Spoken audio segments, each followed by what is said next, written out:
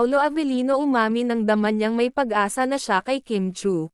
Usap-usapan pa rin sa showbiz industry ang masigasig na panliligaw ni Paolo Avellino kay Kim Chu, kaya sa isang panayam sa aktor ay hindi nakaligtas na may tanong kung kumusta na ang kalagayan ng panliligaw nito sa Chanita Princess. Ani Paolo sa tingin daw niya ay malapit nang magkaroon ng linaw ang ginagawa nitong panliligaw kay Kim. Sa kabilang banda naman nagbigay din ng pahayag si Kim tungkol sa panliligaw ni Paolo.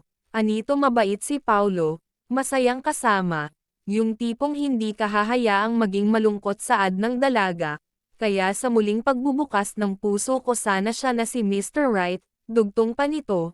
Natuwa ang mga netizens sa tinuran ni Kim kaya lahat nakaabang sa sunod na kaganapan sa kanila.